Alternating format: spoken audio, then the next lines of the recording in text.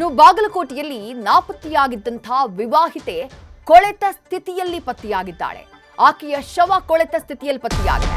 ಬಾಗಲಕೋಟೆಯ ಮುಧೋಳದ ವರ್ಚಗಲ್ನಲ್ಲಿ ನಡೆದಿರುವಂತಹ ಘಟನೆ ಇದು. 4 ದಿನದ ಹಿಂದೆ ಅನಸೂಯ ಎಂಬ ಮಹಿಳೆ ನಾಪತ್ತೆಯಾಗಿತ್ತು. ಸಂತೆಗೆ ಅಂತ ಹೋದ ಮಹಿಳೆ ಈಗ ಹೊಲದಲ್ಲಿ ಶವವಾಗಿ ಪತ್ತೆಯಾಗಿದ್ದಾಳೆ. ಆರೋಪ ಏನು? ಸೋಮಪ್ಪ ಎಂಬಾತನ ಜೊತೆ ಅನಸೂಯಾಗೆ ಅನೈತಿಕ ಸಂಬಂಧ ಇತ್ತು ಅನ್ನುವಂತಹ ಆರೋಪ ಇದೆ.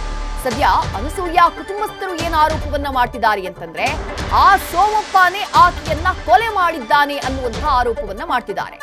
ಸಂಬಂಧಿಕರಿಗೆ ಈ ವಿಚಾರವನ್ನ ತಿಳಿಸಿ ಸೋಮಪ್ಪ ಎಸ್ಕೇಪ್ ಆಗ್ಬಿಟ್ಟಿದ್ದಾರೆ. ಆದ್ರೆ ದೂರನ್ನ ಕೊಟ್ಟರೂ ಕೂಡ ಪೊಲೀಸರು ನಿರ್ಲಕ್ಷ್ಯವನ್ನ ತೋರಿಸ್ತಿದ್ದಾರೆ ಅಂತ ಹೇಳಿ ಮೃತ ಅನಸೂಯ ಕುಟುಂಬಸ್ಥರು ಆರೋಪವನ್ನ ಮಾಡ್ತಿದ್ದಾರೆ. ಲೋಕಾಪುರ ಠಾಣೆ ಪಿಎಸ್ಐ ವಿರುದ್ಧವೂ ಕೂಡ ಕುಟುಂಬಸ್ಥರು ಆಕ್ರೋಶವನ್ನ ವ್ಯಕ್ತಪಡಿಸಿದ್ದಾರೆ.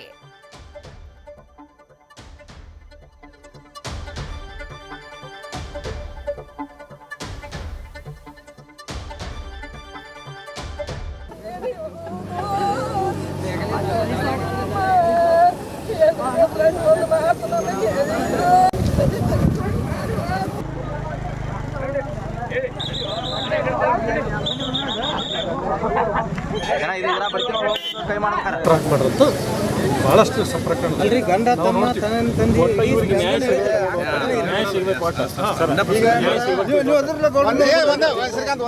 ನೋಡ ನೀವು ಎಲ್ಲರಿಗೂ ಹೇಳ್ತಾನೆ ಅವರು ಸರಿಯಾಗಿ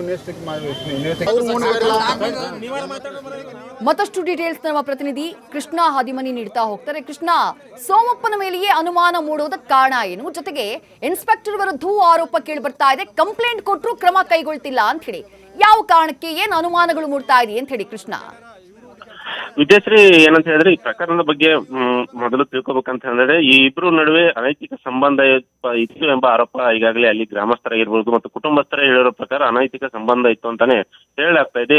ಕೊನೆಯ ದಿನ ಅಂದ್ರೆ ಜೂನ್ 7ನೇ ತಾರೀಕು ಆ ಮಹಿಳೆಯನ್ನು ಸಂತೆಗೆ ಅಂತ ಹೇಳಿ ಲೋಕಾಪುರ ಪಟ್ಟಣಕ್ಕೆ ಏನು ಬಂದಿರ್ತಾಳೆ. ಪಟ್ಟಣಕ್ಕೆ ಬಂದಾದಂತ ಸಂದರ್ಭದಲ್ಲಿ ಆರೋಪಿ ಸೋಮಪ್ಪ ಏನಿದ್ದಾನೆ ಆತ ಬಸ್ ಸ್ಟಾಪ್ ನಲ್ಲಿ ನಿಂತ್ಕೊಂಡು ಆಕೆಗೆ ಬೆದರಿಕೆ ಹಾಕಿ ಆಕೆಯನ್ನ ಯಾವುದೋ ಒಂದು ವಾಹನದಲ್ಲಿ ಕರೆದುಕೊಂಡು ಹೋಗ್ತಾನೆ ಎಂಬ ಮಾಹಿತಿಯನ್ನ ಸ್ವತಃ ಕುಟುಂಬಸ್ಥರೇ ಹೇಳ್ತಾರೆ.